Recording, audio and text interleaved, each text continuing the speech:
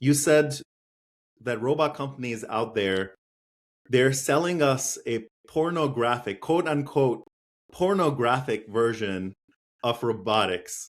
What did you mean by that? Well, Ali, I'm glad to know that someone other than my mom has read my Substack, at least one other person. So thank you for that. And mostly I'm just highlighting the discrepancy between, like curated fantasy and reality. And that really there's a huge disconnect between how robots are portrayed versus the actual state of the art of robotic technology. Right, it's curated for views. They're doing all these maneuvers and picking up refrigerators and uh, all this theatrics, which is to get the views, but not necessarily showcasing the challenges and where the ro- robotic industry is necessarily headed. Um, where robots are being useful, which you said is the boring industrial warehousing space.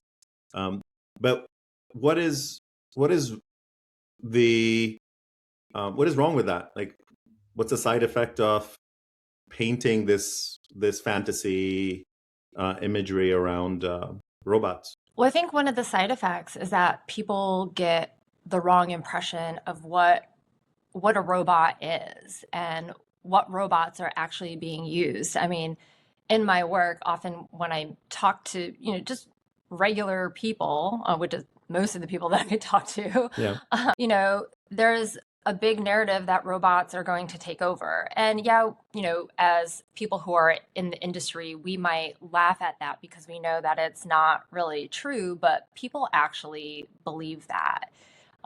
They think the Terminator, but when really we have the state of the art technology is like a Roomba or an automated forklift, or I don't know if you have the Marty robot in Mm-mm. California, but we have this robot in the grocery store that scans the shelves and checks for slip and falls.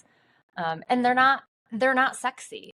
They're not sexy. And I think that that's just creating a huge disconnect. Right. And I think your point is robots that are actually transforming the industries, manufacturing, consumer spaces that are actually getting um, the job done. They're the boring, boxy AMRs, arms working in different factories, cobots, and the robots getting all the attention right now are the dancing, flip flopping, Boston Dynamic type of Unitree type of humanoids, and it may not be apparent to people out there that it's probably taking months of choreography and orchestration to make them look the way they do, which is what you were referring to.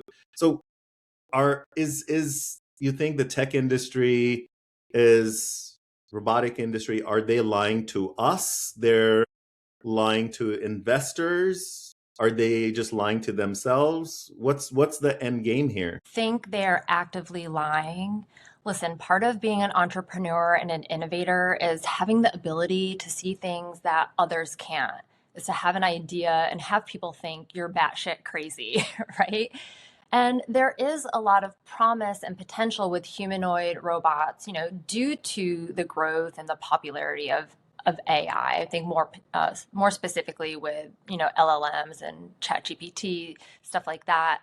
But the reality is that humanoids represent such a small portion of the market, approximately 2 billion, compared to, the industrial robotics, which is about approximately 43 billion, right?